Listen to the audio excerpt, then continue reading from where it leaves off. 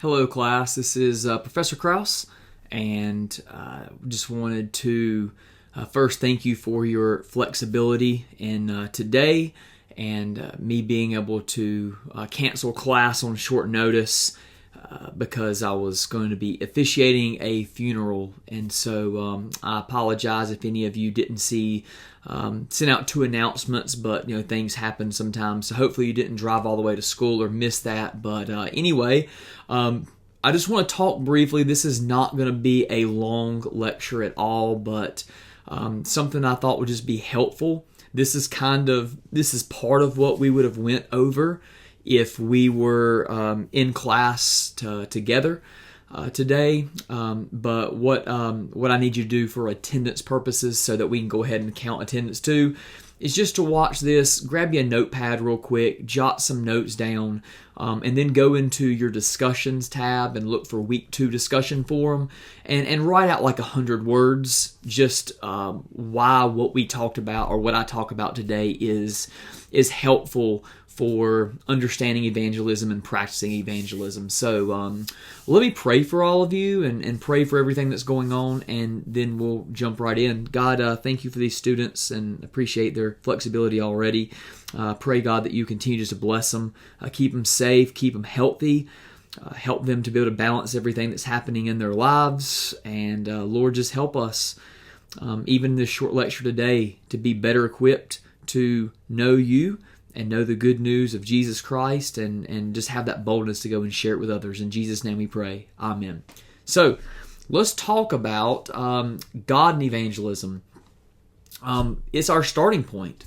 As our books mention, as in the lectures we look at, the question is, why do we need to start with God? And it's because if we start anywhere else, when we begin to think about what evangelism is or how we do evangelism, then we actually set ourselves up for some potential downsides, some potential errors.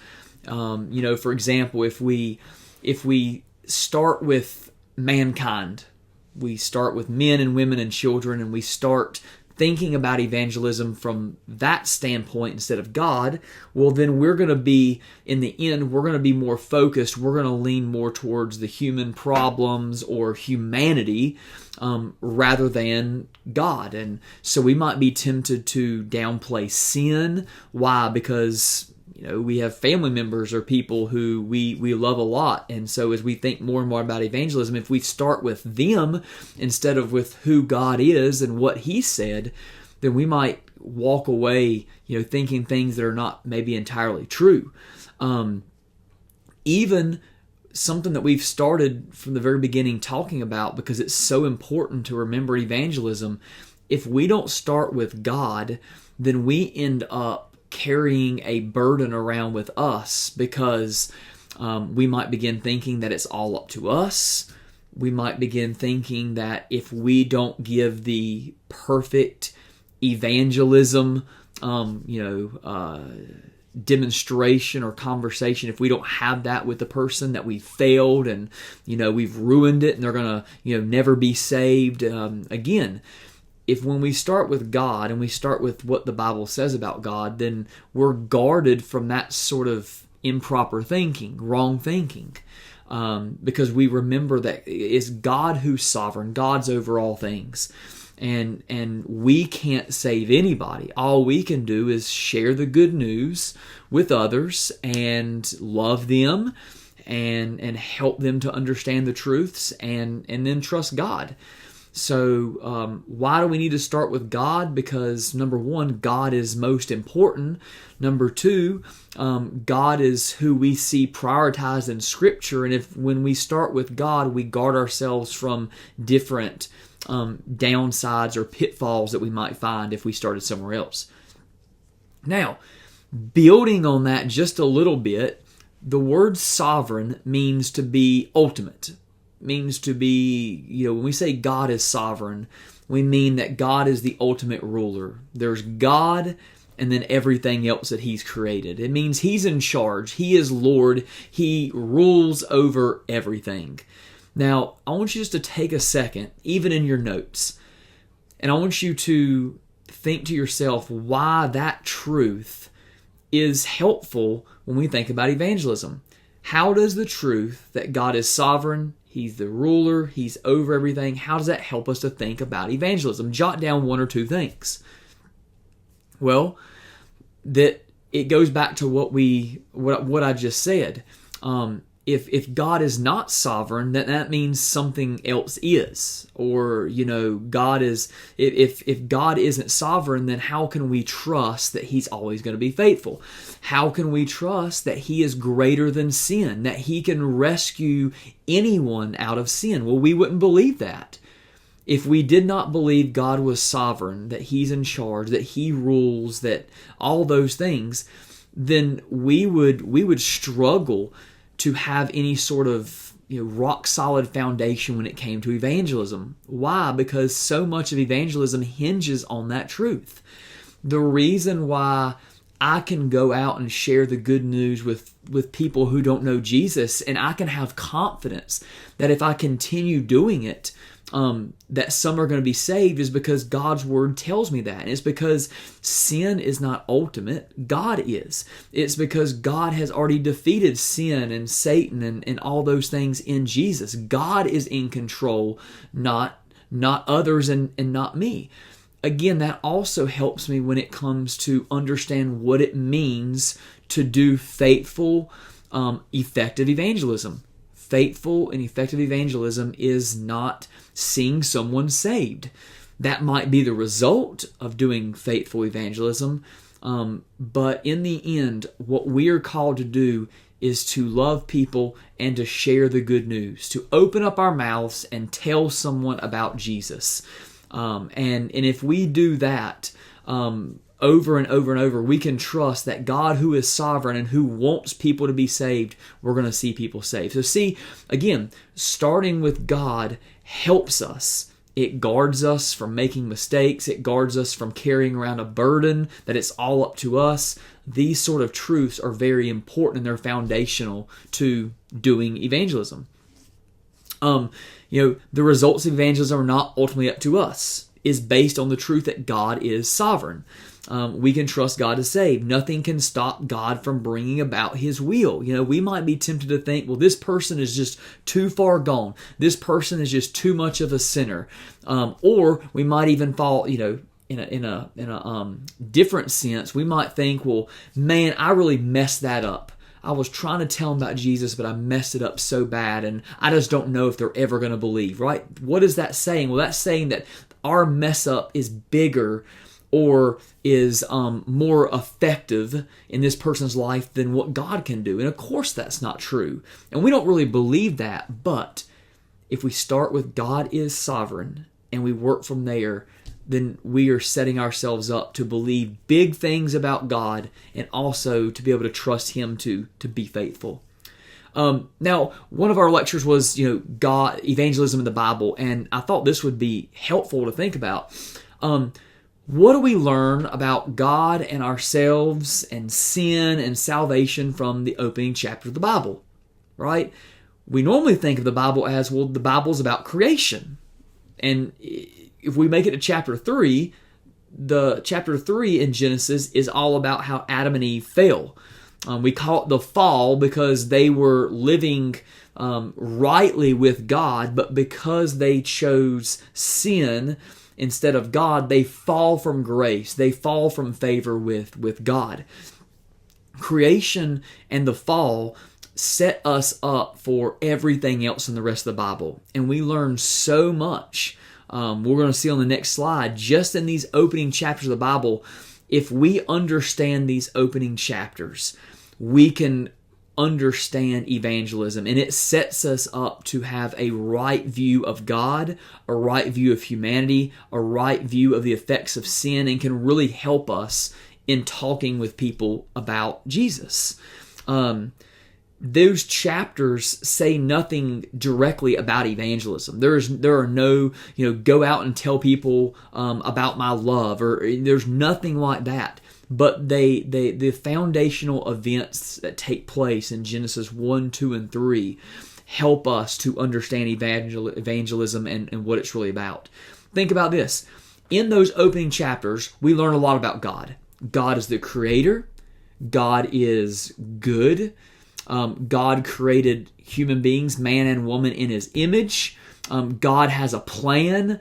God loves His creation, and God spends time with Adam and Eve. We learn a lot about God. He's powerful, creative, all those things. We learn a lot about creation. Creation matters. It's important. Creation was created, and when it was originally created, everything was good. It's after sin, it's after the fall where creation begins to sort of fall apart and deteriorate. And then, of course, we learn a ton about mankind in just three chapters. And these foundational truths will not only help us understand the rest of the Bible, which they do, but they also help us to understand evangelism. Consider just these three truths. The first thing is Genesis 1, chapter 1, verses 26 and 27 tell us that man and woman was created in the image of God. And there has been a lot written about that, but let me just basically lay this out. Think about what a picture of something is. If I were to come to your house and take a picture of you, a Polaroid, and the camera and the picture comes out, I now have an image of you. And that image is not you, but that image tells me a lot about you because of the way you look and those sorts of things.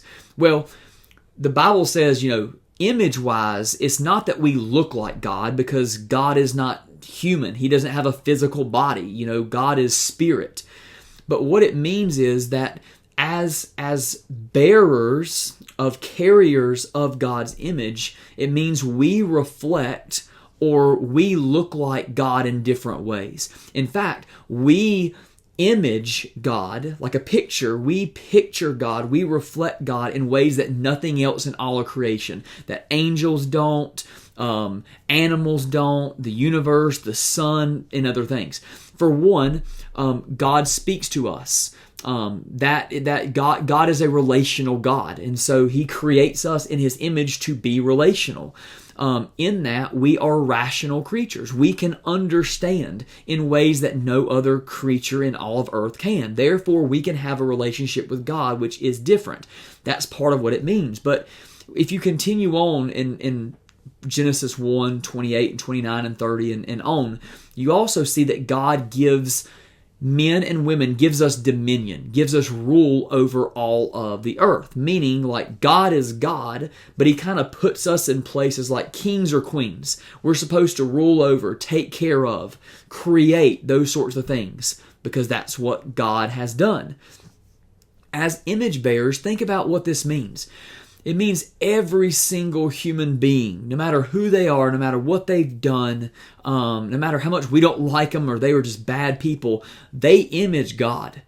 There is no asterisk in the Bible that says, well, this type of person is not an image bearer. No, every single human being is an image bearer. In some way, we image God in a special way that nothing else does.